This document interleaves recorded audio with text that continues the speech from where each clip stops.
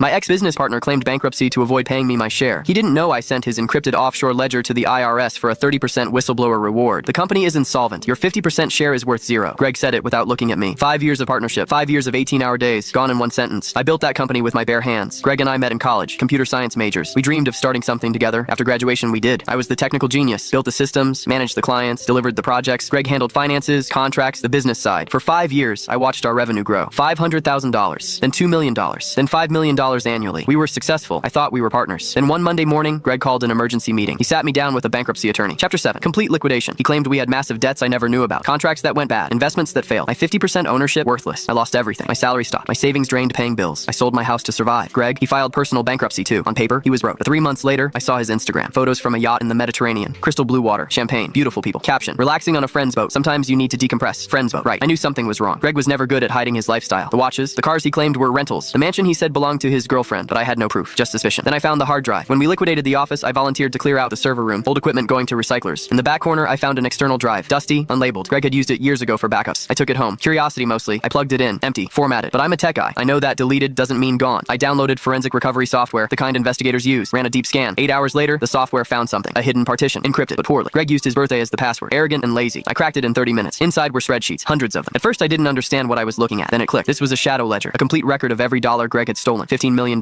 Funneled over 3 years into shell companies in the Cayman Islands and Belize. He hadn't lost the money. He had hidden it from me, from the IRS, from everyone. The bankruptcy was fake, a performance. He liquidated our company to cover his tracks while his stolen fortune sat safely offshore. My first instinct was to sue him. Then I stopped. A lawsuit would take years. He'd hire expensive lawyers, delay, appeal. And the moment he got served, he'd move the money somewhere I'd never find it. I needed a different weapon. I researched for weeks. Then I found it. IRS Form 211. Application for award for original information. The IRS whistleblower program. If you provide specific, credible evidence of major tax fraud exceeding $2 million and the IRS recovers money because of your information, you're entitled to 15 to 30% of the total collected. Greg hadn't just stolen from me. He'd stolen from the federal government by hiding taxable income offshore. That made him the IRS's problem now. I compiled everything. The shadow ledger, the shell company records, bank routing numbers, transaction dates, a complete roadmap of his fraud. I submitted Form 211 with 200 pages of documentation. Then I waited 6 months of silence. I watched Greg get more arrogant, more posts from exotic locations, a new sports car, a penthouse he claimed was borrowed. I said nothing, did nothing, just watched. Then came that Tuesday morning. I was drinking coffee when the news alert popped up. Local businessman arrested in federal tax fraud investigation. There was Greg, hands cuffed behind his back. Federal agents escorting him from his bankrupt mansion. They seized everything, the offshore accounts, the shell companies, the yacht, the cars, the hidden real estate. $12 million recovered in back taxes and penalties. Greg was charged with tax evasion and wire fraud. He's facing 10 years federal prison. Yesterday, a letter arrived from the U.S. Treasury Department. I opened it slowly. Inside was a check, $3,600,000. My 30% whistleblower award. I stared at that number for a long time. Greg stole my company, my livelihood. Click the link on the homepage to watch the full follow-up for free.